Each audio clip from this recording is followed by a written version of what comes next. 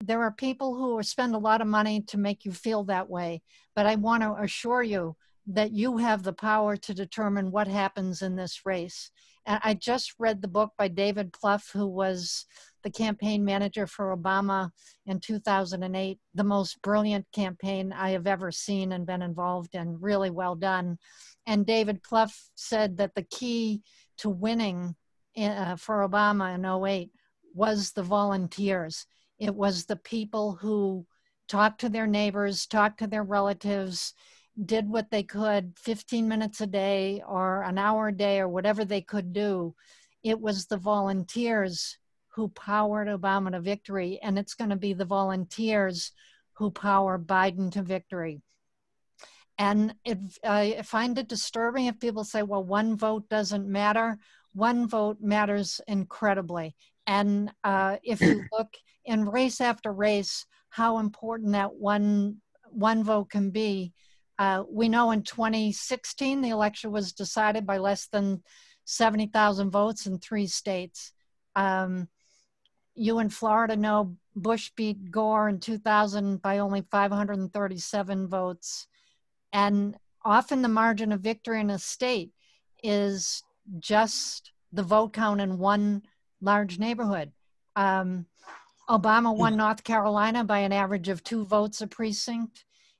So we need to act like the election will come down to a single vote per precinct, because it well may. So with that as backdrop, let's talk about our 3 key strategies here. First, electing Biden. Second, getting a Democratic majority in the Senate. And third, specific actions you can take to impact these important races. So first, how we can beat Trump and elect Biden-Harris. Usually in a presidential race, there are 10 swing states that could go either way for Democrats or Republicans. This year, because Trump is such a horrendous president and has so badly mishandled the pandemic and the economy, we now have 15 or 16 states are in play. So I'm going to, excuse me, I'm going to tell you what those states are. In my mind, I think of it as the states that Hillary won in the last presidential. That's Colorado, Minnesota, Nevada, New Hampshire, and Virginia. And then there's 10 states that Trump won in 2016 that are up for grabs now. And those states are Arizona, Florida, Georgia, Iowa, Michigan, North Carolina, Ohio, Pennsylvania, Texas, and Wisconsin. And of course, Maine is another key. It could be a swing state there. And I know we'll get someone from Maine on the line, so thank you for being here. So of those 16 possible swing states that I mentioned in the presidential, 8 of them also have key Senate races going on this year. So in terms of a strategy, one of the best things you can do is support a Senate, a Democratic senator who's running, or a person running to be a senator who's the Democrat in a state that also is a swing state for the presidential. You know, you call them a twofer. That way you can elect the senator, and if you're pulling out the vote to elect that senator, you're also pulling out the vote to help Biden win the presidency. So those are going to be, you know, some out, and I'll talk more about the Senate races, but just out of that list, the 8 states that have key Senate races are Colorado, Arizona, Georgia, Iowa, Michigan, North Carolina, Texas, and Maine. So that's the big states. How do we win these swing states? We win them in 2 ways. One, we have a high turnout of the Democratic voters. That's basically like running up the score. You know, they're Democrats, make sure they vote. And the second way we win is persuading the swing voters in those swing states to vote Democratic. So one of the most important things you can do is communicate with swing voters in swing states that will determine the election. That is so incredibly vital. And by the way, since this is a Florida-based webinar, if the Democrats can win Florida, and as you know, Obama did win Florida, if we win Florida this year, it could well be a knockout punch for Trump. It's such a big state with so many electoral votes. If Trump does not get Florida, he's got a steep climb in some of the other states. So it could well be a knockout punch. So you in Florida, we're all very jealous. You are in one of the most important states in the country. So I applaud you and support everything you're doing to help elect Joe Biden and Kamala Harris. And by the way, we can win Florida. I'm looking at the polling. Florida has the largest proportion of residents 65 or older. It's about 20% of the voters in Florida are seniors. And the polls show Biden has a lead among the seniors nationally and also in Florida. So you've got a lot of wind behind your back to build on to actually take that state. So we're all behind you in turning Florida blue in this election. When I say to persuade some swing voters to vote, there's some particular categories of voters that we want to be looking at. You want to be persuading people who had voted for Obama, but then voted for Trump in 2016. There are people who had voted Democrat. We could maybe bring them back home to vote Democrat again. Another group to look at is people who have voted or are thinking of voting for third party. I can't tell you how much I crawl out of my skin of people who say, you know, a pox on both their houses and there's no difference, so I'm voting third party. Nothing could be further than the truth. There may never have been as big a difference between two presidential candidates as there is this year between Biden and Trump. We really have to make sure that people don't throw their votes away to third-party candidates. And by the way, those third-party votes are why Trump got elected in part in 2016. If you look at the 3 states where Trump beat Hillary by those 70,000 votes, there were more votes cast by for third-party candidates. If those people had voted Democrat, Hillary would have won those states and won the presidency. So the other group of people to look for to persuade, and the swing voter category, is people who voted for Trump in 2016, but they're open to an alternative now. And they're not necessarily big on the Democratic Party, but they're not big on Trump anymore either. May have some voters' remorse, recognize the damage that he's caused on race, on the economy, on health with this pandemic. So talking to them is good. Although a little word of caution on that, I would advise you, if someone is like a real Trump ideologue and a devoted Trump supporter, don't waste your time with them. You know, if someone's that committed to him after all he's done, just forget it and move on to the next voter. And the other group to persuade in the swing states is first-time voters. If they just registered, they maybe just turned 18, or maybe they haven't voted before and they're registering now. You want to talk to first-time voters and encourage them to vote Democrat. And a word, by the way, on non-voters. It's the majority, you know, a big chunk of the country. People think half the country is Democrat and half is the Republican. That's or half vote Democrat and half vote Republican. That is so not true. A rough description of the 2016 presidential race would be basically 25% of the people voted for Trump, and then 25% of potential voters voted for Hillary, 25% plus 3 million. She actually won with 3 million more votes, but because of the Electoral College, she lost to Trump. So 25% Trump, 25% plus 3 million for Hillary. About 50% of the people who were eligible to vote did not vote. either they were not registered or they didn't cast a vote. So we don't need a lot of those people to win. I mean, it's so within our reach. If we had just a 5% more turnout among the youth vote, that alone could have won the 2016 election. That could help win the vote now. So we just want to increase the margins.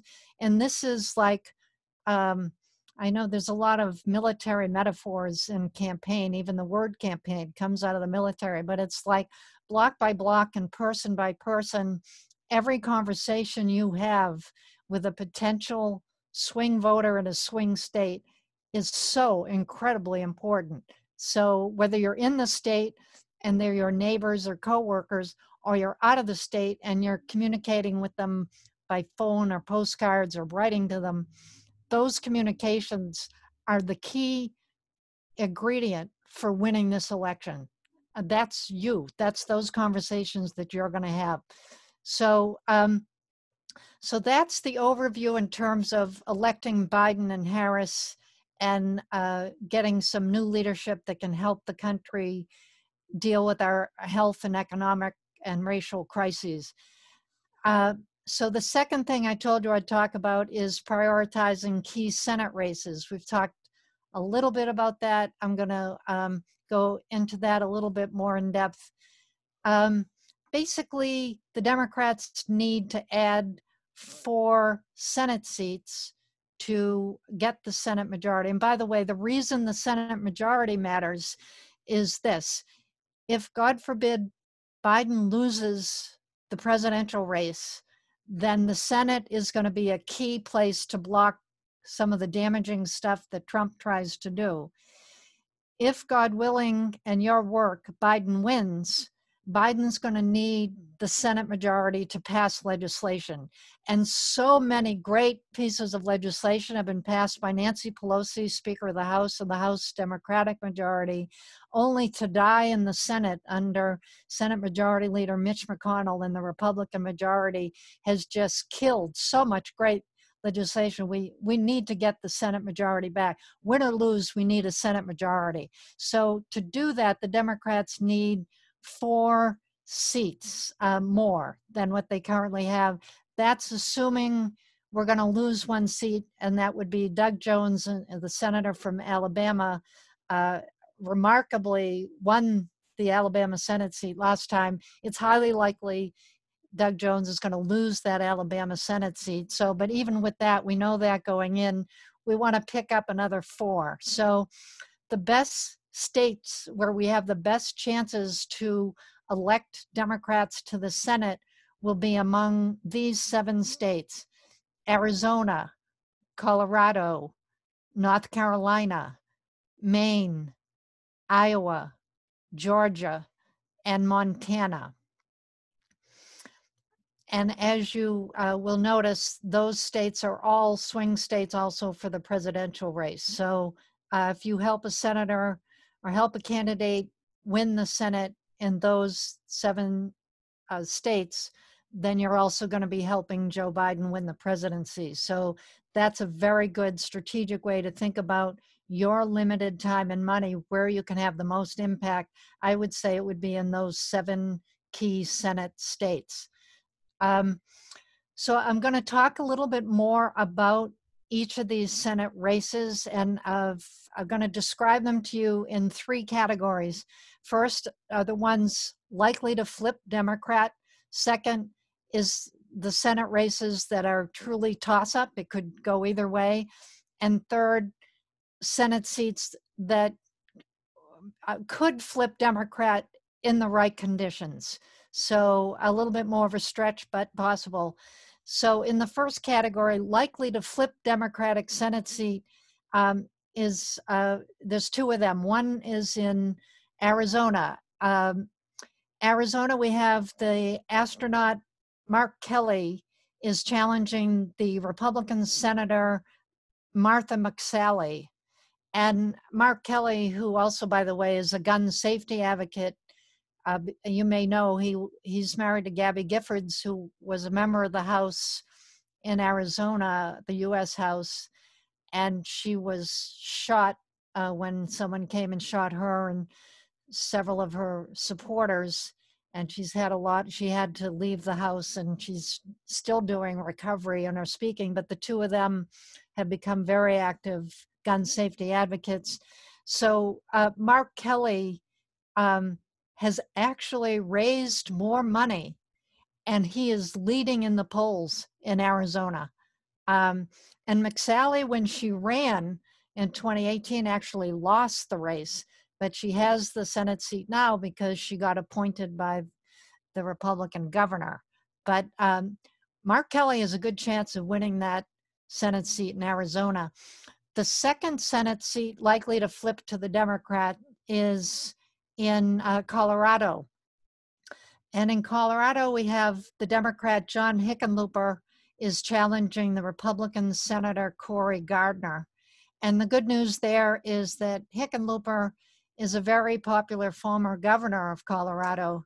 And Colorado, with the changing demographics, is increasingly a blue state. So we have a good shot at Hickenlooper winning that Senate seat for the Democrats in Colorado.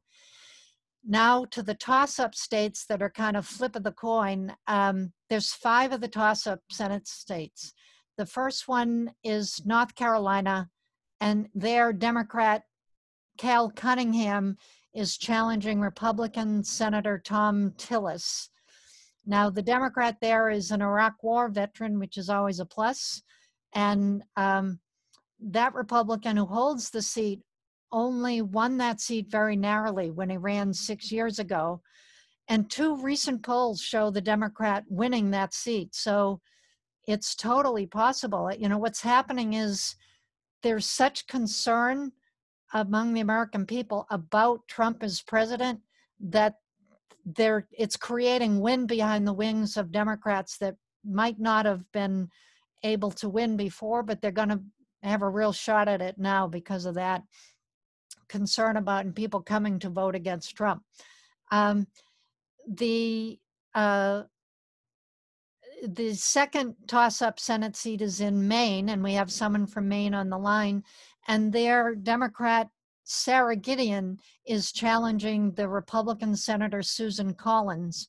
The Democrat is the Speaker of the House in the Maine legislature, and she has outraised Susan Collins, the incumbent, and polls are showing that to be a very close race, and the Democrats could win that Senate seat in Maine. Third toss-up state is Iowa, where Democrat Teresa Greenfield is challenging Republican Senator Joni Ernst, who's a first-time senator. Although Trump won Iowa by 10 points, this presidential race now is neck and neck. And that is very tight. Iowa is very competitive, and the Democrat could win the Senate seat. In Georgia, which has 2 seats up, Georgia, the Democrat John Ossoff is challenging Republican Senator David Perdue. That Democrat candidate marched with the Black Lives Matter group. There's changing demographics in Georgia, so that presidential race in that state is a dead heat, and that could help the Democrat win there in Georgia. Montana, we have Democrat Steve Bullock is challenging Republican Senator Steve Daines, who's a first-time senator.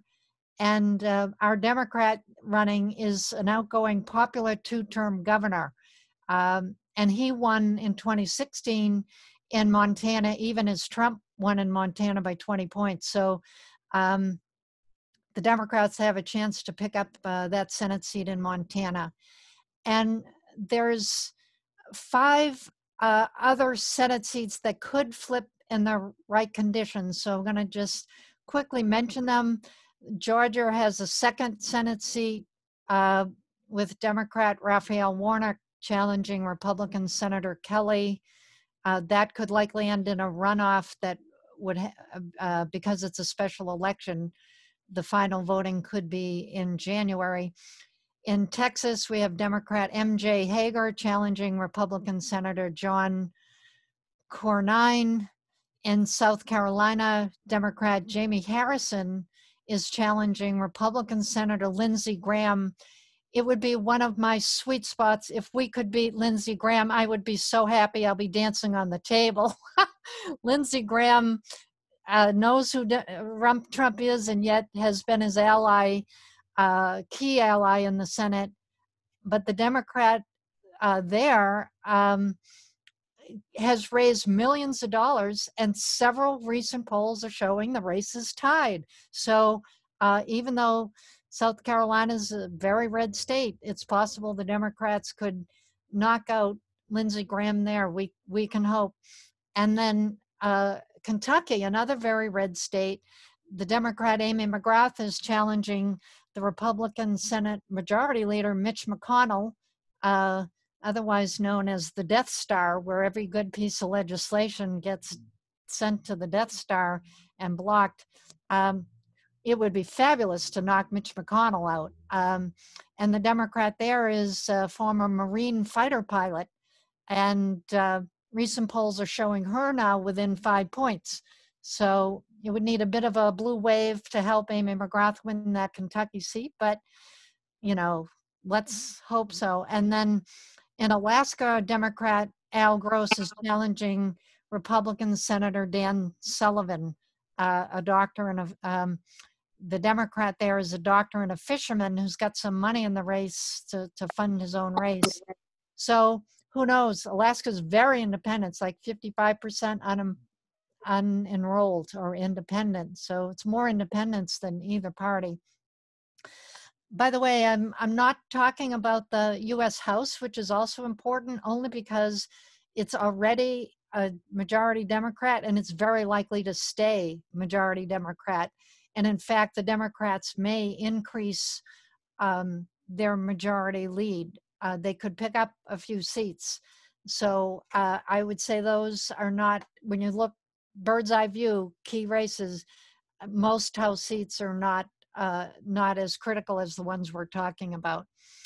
Okay, so the third thing I want to share with you is how you can impact races both inside your state and outside your state.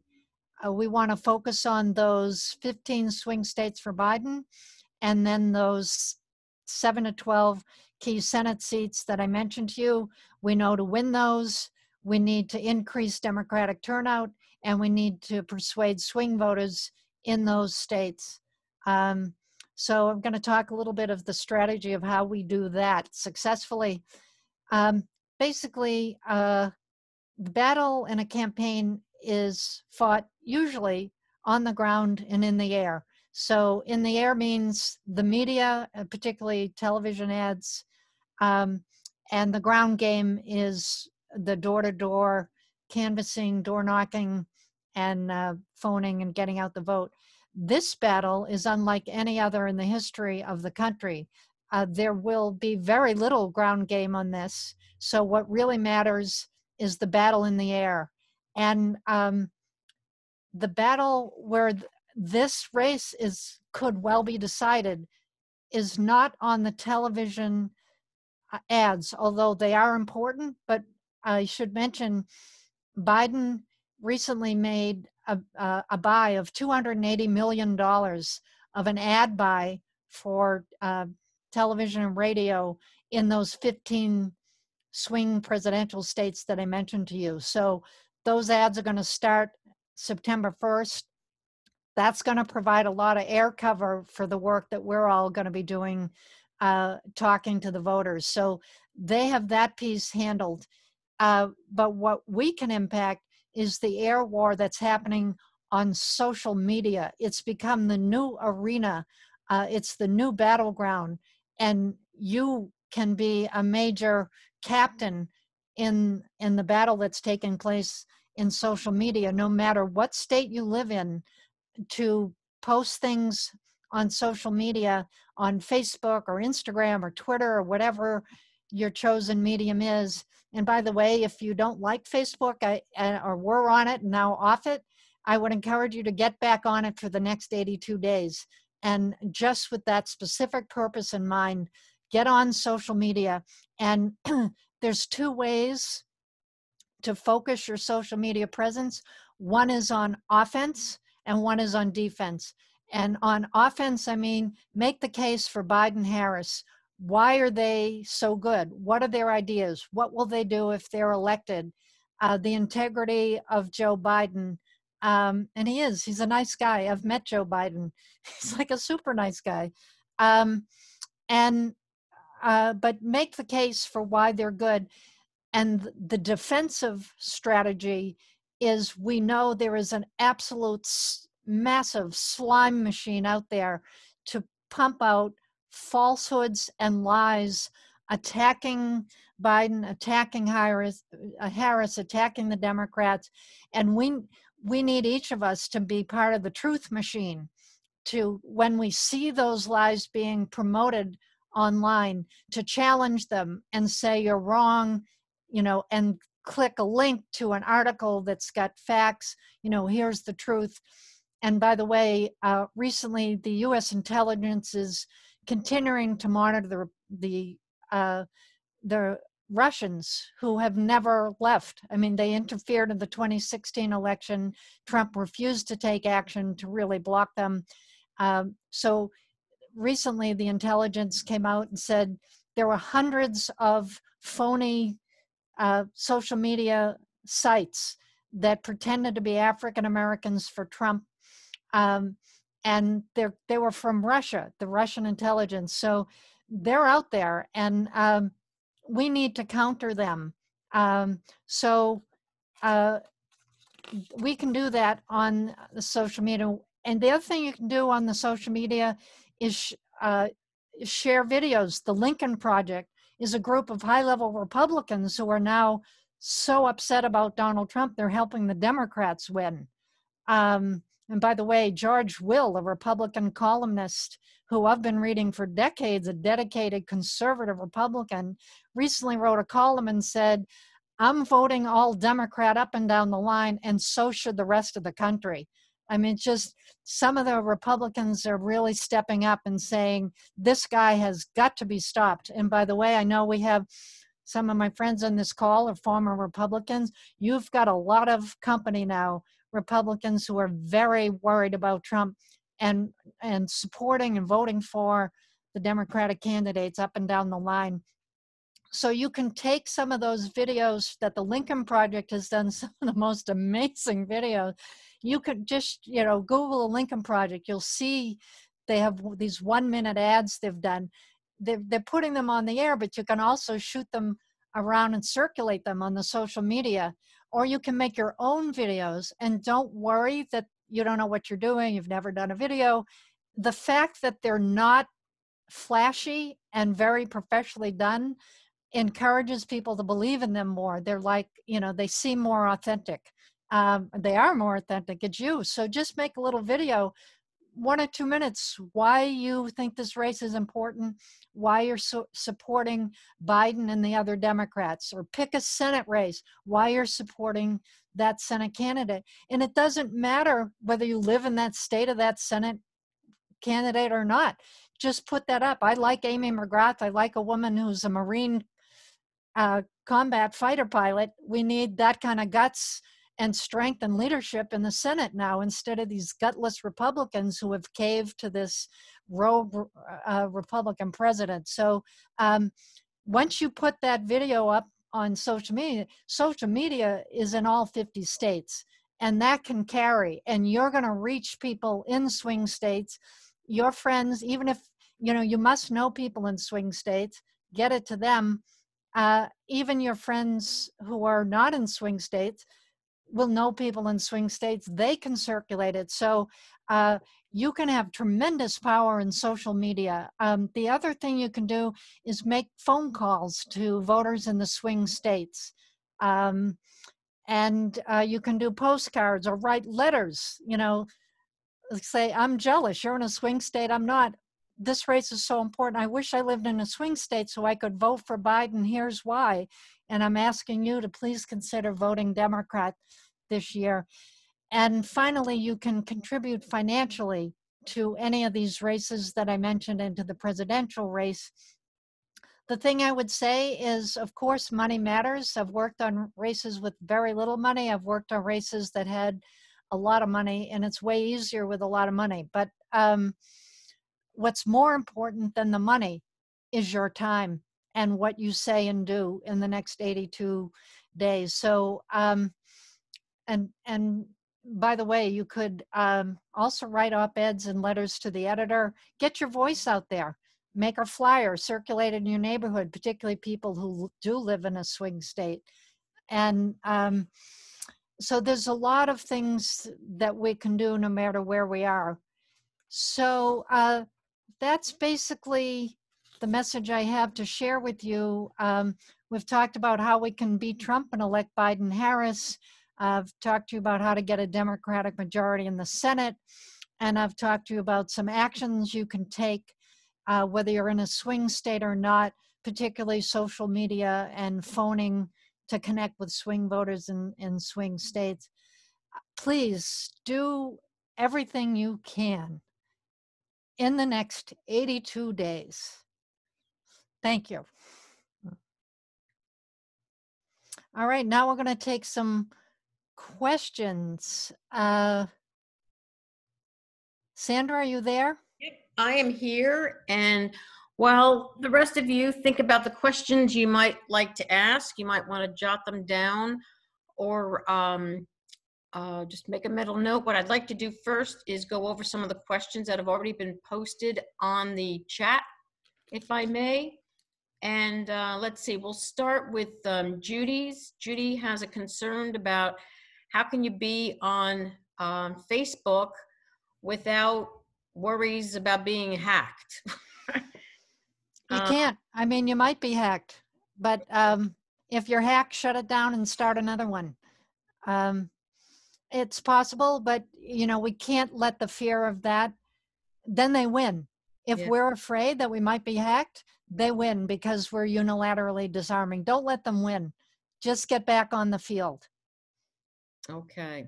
All right. Sounds good. There's another question about, let's see. Okay. This is from Natalie. How do you respond to people who are voting third party or not voting because they don't see any good opinion, don't think that a new president will produce enough change to actually help the country? Are there any useful statistics or pieces of Biden's campaign that can prove that he will be materially better than Trump? Yes, I would recommend that you go to the Joe Biden website. It's full of great information on what Biden will do. And I would just, you can lead with two things. One is this pandemic has just been so devastating. We have, what now, 160,000 Americans dead. If you think about it, we have as many people dying every day as died in the Twin Towers attack. Every day right now. So Trump has so grossly mishandled it that it's made the pandemic go on and on. It's made tens of thousands of people die who didn't need to die and created depression level unemployment and economy. So Biden has a plan for what to do. We can shut down the pandemic in 6 weeks. Yeah. And Biden's got a plan for how to do it. We just have to shut it down. Everybody wear a mask, keep the social distancing. Boom, we need the national leadership to do that, have that carry down. We can control this thing within 6 weeks and then open it all back up. So, and then the economy will pick up more. So, yeah, if they think there's no difference, say, how do you think Trump has been handling the pandemic? And do you want this to continue for another 4 years? Because it will, unless we vote him out and Biden in. Mm-hmm. Excellent. Thank you. I've got another question from, let's see, this is from Norma. Norma, along with probably everybody else on this call, is concerned about the post office. It's a huge issue, and we all probably saw the idiot's remarks yesterday about how he just admitted that he wants to slow the mail down because he thinks it will help, you know, deter people from voting by mail. So I don't know, what do we do with that one?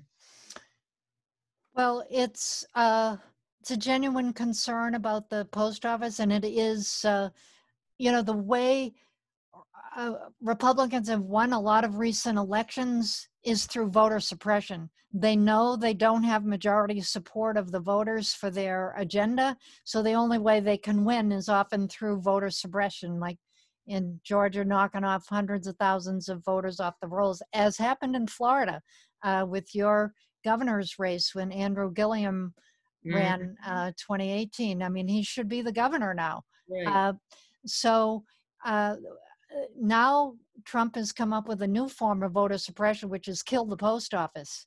And uh, the thing we need to recognize is, first of all, the post office is still operating, even though he's put a guy in charge who's trying to crush it, and they're trying to defund it. Uh, it still is operating, but I think a lot of times there are boxes put where you can go and drop your ballot in a box that's by the Secretary of State's office or by the town hall. If you have the option to directly drop it off, I know Judy, you had mentioned that last week on this call, Mhm. um, that it's, if you have that option to drop it off in person, you know, do that. Yeah. And yeah, just, and that's the best way, is just to keep going, and also to vote early. If you have early voting in your state, vote as early as you can vote. Do not wait for the last minute. Vote Right. the first day you can vote, and if you have to mail it, put it in the mail immediately. Interesting.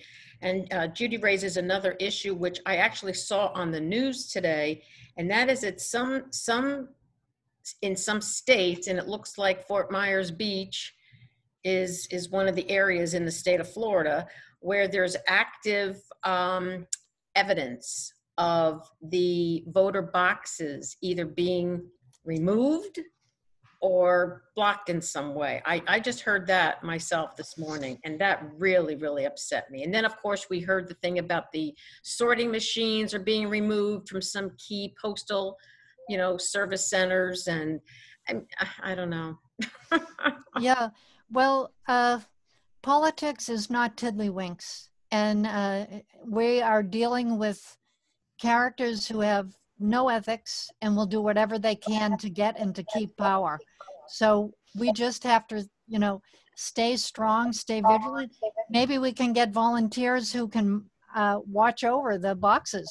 Yep. Just start people saying, I'm monitoring this box to make sure no one steals it or takes it away. I mean, that's the level this battle is going to be fought at. You're We right. just got to take it on ourselves to protect the sanctity of the vote. I mean, think Exactly. about it. People fought and died for the right to vote. The 70-year struggle for women to get suffrage, the civil rights movement for African Americans to get the vote and have that vote counted. So, you know, we just have to fight at every level we can fight to make sure that the dastardly, underhanded tricks and sinister operations of the other side don't prevail. We cannot let them win just because they lack ethics. We just need to be creative in how we defend our vote. Absolutely. Absolutely. Tierney has a Thank question. you. No, if I may, just to build off what everyone was saying, voting by mail, yes, we definitely should be concerned about safety, but I will. Oh, whoa, whoa, whoa, whoa, whoa. We can't hear you, darling. Okay, did you unmute yourself? Tierney? Maybe type the Oh, question in the chat. sorry, yes, I'll just put it in the chat. I was just going to say, if anyone has any questions about voter protection, I'm going to put a 24-hour, 7-day-a-week voter protection hotline number in the chat, so that way you'll be able to ask any questions that you have as well. And Tierney, before you go, or before you mute yourself again, I noticed you put some sites, some websites in the comments, in the chat box. Can you just give us a sense of what they are real quick? Yes, ma'am. Absolutely. So what that is as we're coming into the primary election, and I apologize that my camera's off, it's just to help with my voice coming through. We're doing a number of different at-home online initiatives to get out the vote here in Lee County, because as you folks were saying, you know, we're a 1% state. Florida, Trump can't win the election this year without winning Florida. So it's absolutely key. We do everything in our power to do everything we can to beat him this November. So from Friday through the end of Tuesday, we're going to be doing phone banking, text banking through an app that we would provide you, and as well as predictive dialing, where we would connect you with an app that connects you only with voters who have already picked up, in case you weren't a fan of phone banking due to the low pickup. So yes, I will put my email in the chat as well in case anyone has any additional questions, and I would love to connect you with an organizer in your area, but I'm really excited to see 21 people here caring so much about this. So thank you for letting me talk, Ms. Sandra. My pleasure, my dear. Hello, Valerie. Would you like to comment? Valerie's another one of our Lee County or Florida Dems field organizers. Welcome. Hi, yes, thank you for having me. My internet's been kind of crazy with the storm, so I've been hopping in and out of the meeting. Yeah, I just, to just double on what Tierney said, like turning out every single voter that we possibly can is of the utmost importance. And, you know, even with some Democrats that I know I've spoken to recently before the primary, they think, oh, it's just the primary. But every election is important. Even if it's just the primary.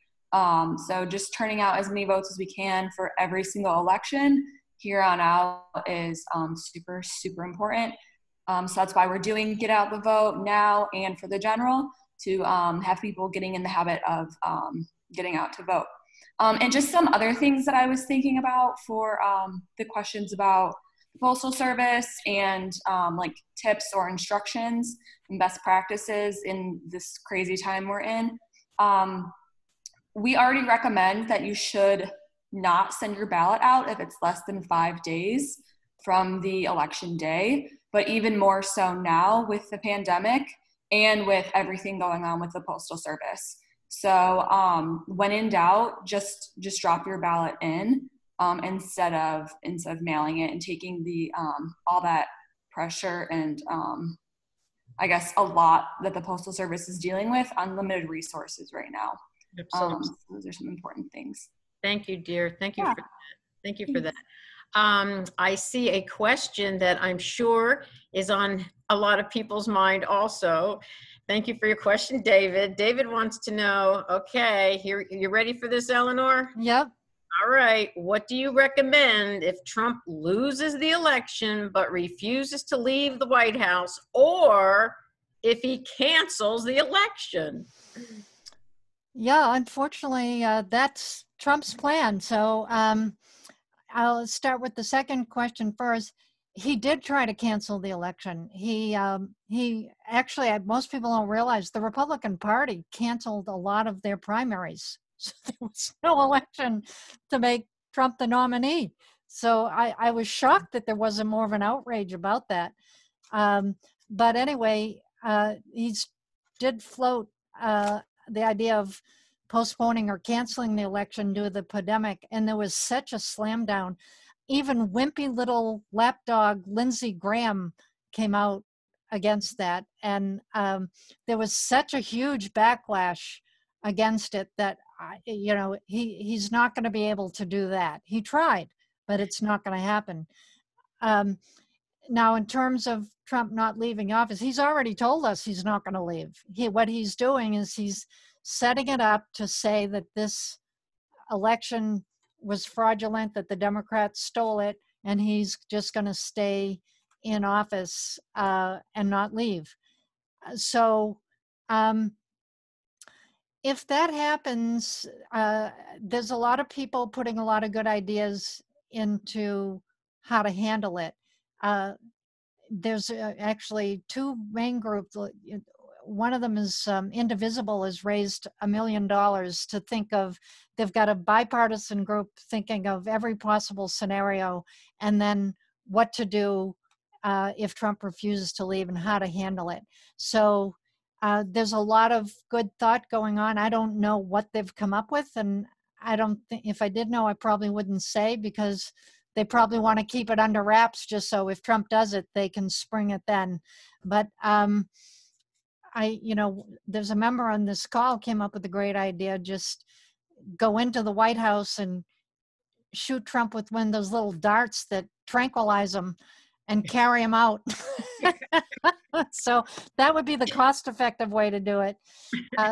There are also people who are working with the military to make sure that the military stands up and stands for the Democrat. I think that's, and by the way, it's possible that with so many people voting by mail due to the pandemic, that we may not know on November 3rd Probably won't. what the election results are. I mean, I'm hoping enough people vote ahead of time, vote early, vote on election day, that it's very clear. I mean, I'd love to win big, so it's no question. I'd love to see a blue blowout. And so it makes it much harder for Trump to do that.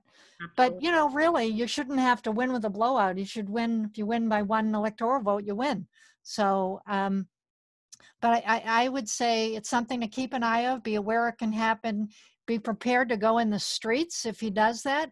And I would look to indivisible.org for the signal about how to handle that and what to do. So put that in your calendar now for November 4th, right? Indivisible.org. And if there's a problem, go to them and we'll get our strategy revealed at that time. Excellent. I've got another question. This is from Joan.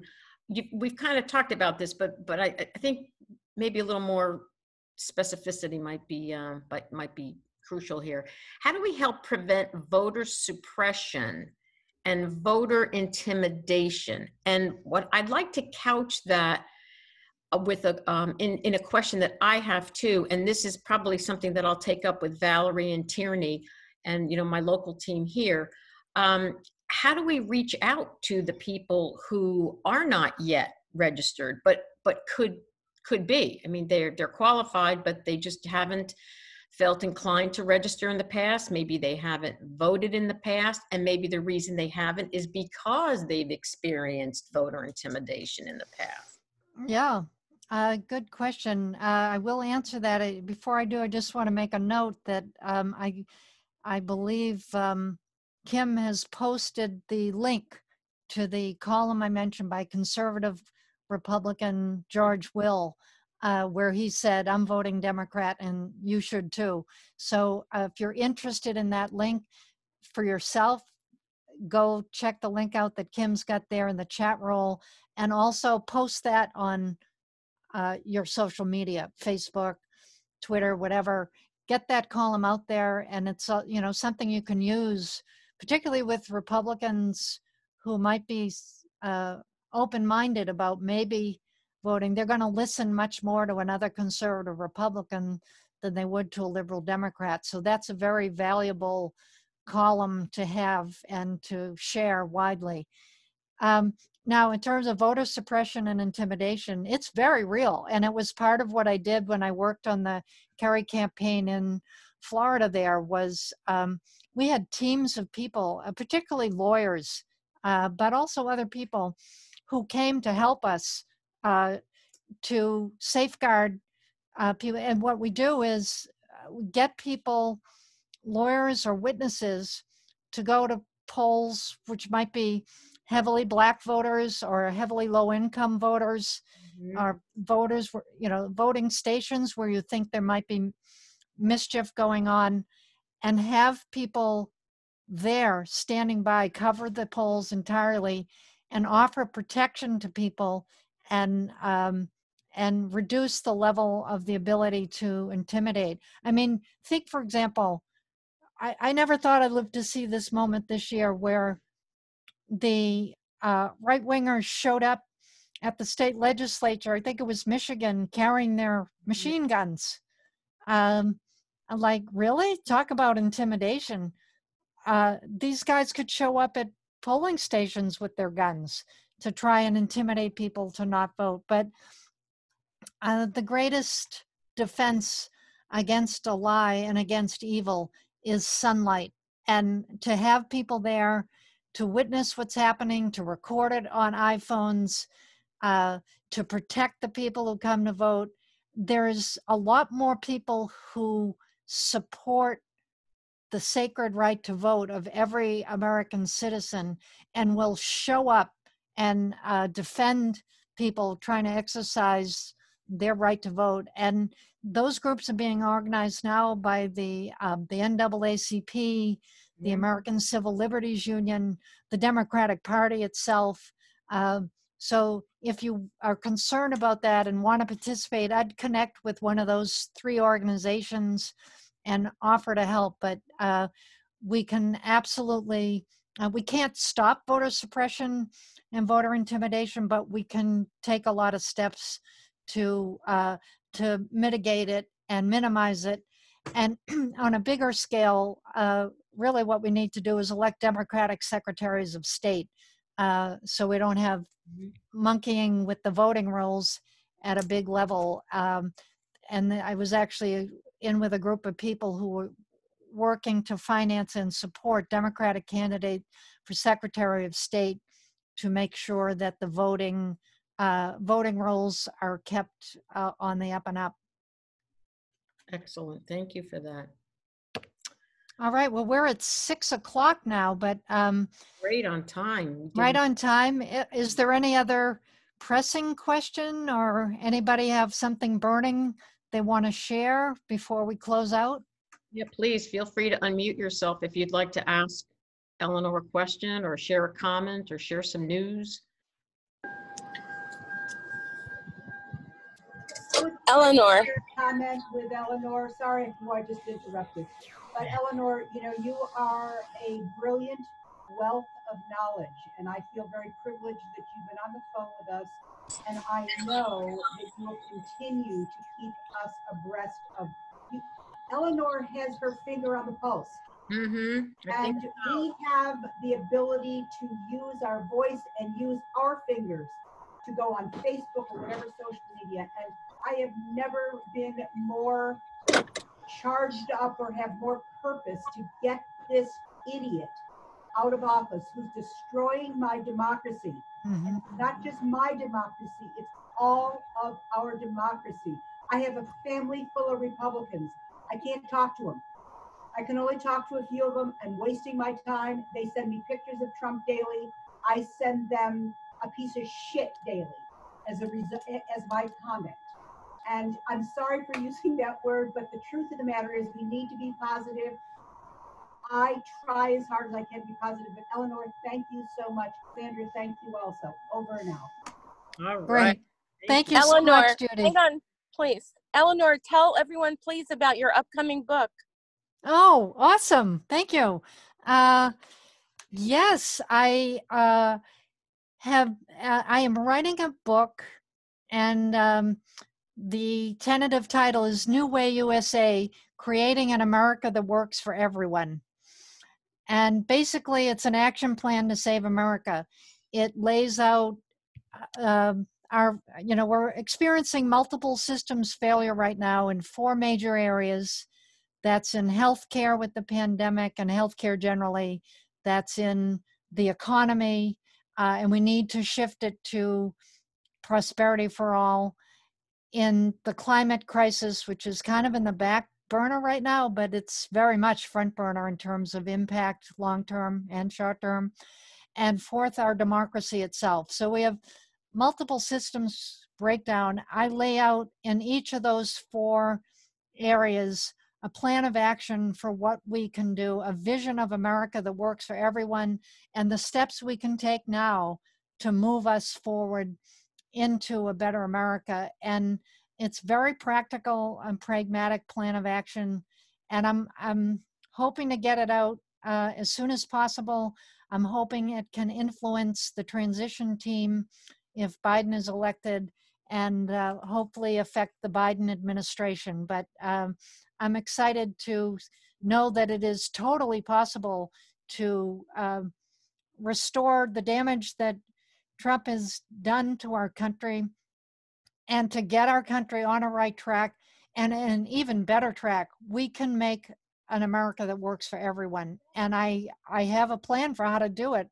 And I'll be happy to share with you all when that book is ready. Please do, please do, please do.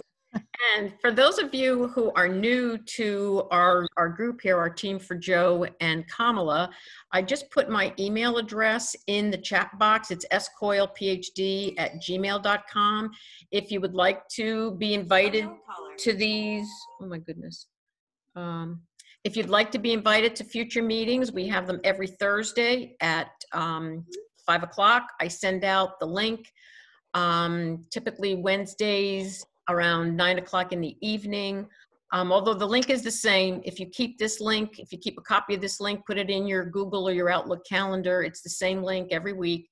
You're more than welcome to join us. And typically what I do Wednesday evening is I send out the agenda. If we have a guest speaker or a specific topic, you'll see that Wednesday evening. And if you have any topics, or if you have any wonderful speakers like Eleanor that you know of and would like to have join us, please let me know. We're always looking for informative guests. And once again, Eleanor, we thank you so much. This was invaluable. And if I can, no pressure, Eleanor, but you had mentioned that perhaps you might send me an email that of some of your points that I can send out to everybody. Yes, I'll prepare that and send that to you so you can circulate it. And I also, speaking of books, I want to mention there's another author on the call with us here today is Dr. Kim just wrote a book called The Soul of America Speaks, and that's about to be published also. So that's another book to keep your eye on.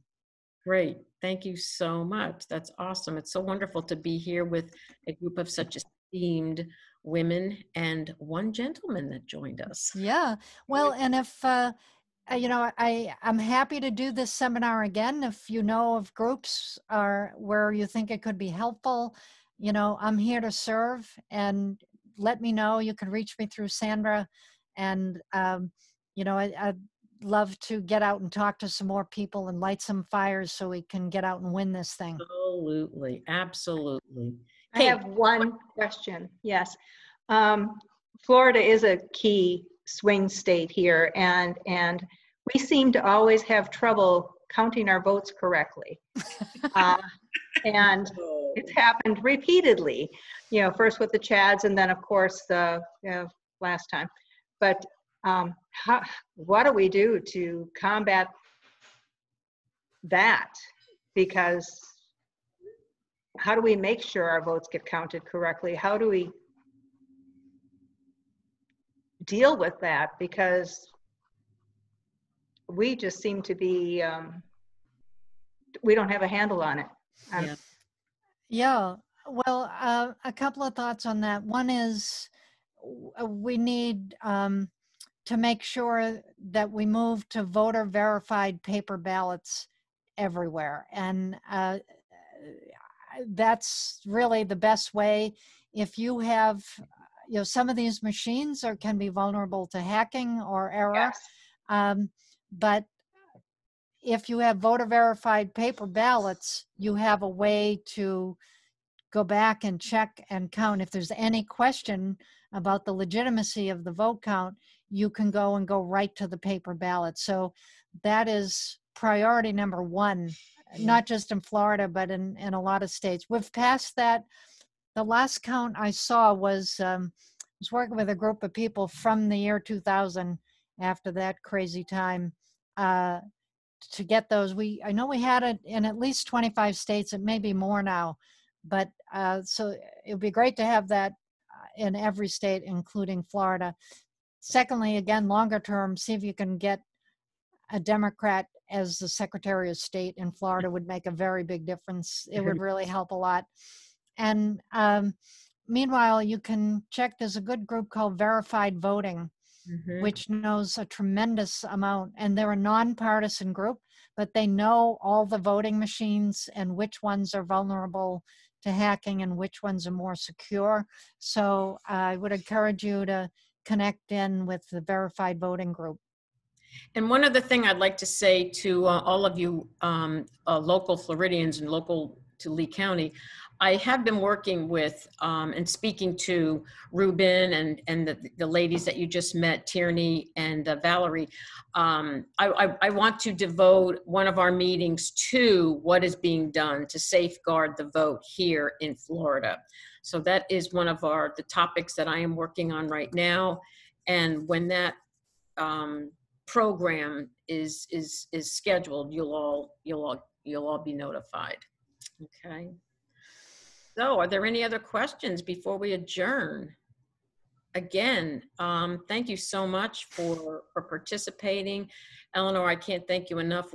We all thank you very much for the time that you put into this. I know what you did a lot of research, a lot of statistics, and and no pressure, but when you get it all together, just send it to me and I'll send it out to the group. Great. Well, thank you, Sandra, and thank you everyone for participating in the call, and thank you for doing everything you can in the next 82 days. Go Blue. Go Blue, yes. All right, everyone. Have a wonderful rest of the evening. Take care. Vote blue. Make phone calls, send postcards. I still have plenty. Thanks, Eleanor. Thank you, Sandra.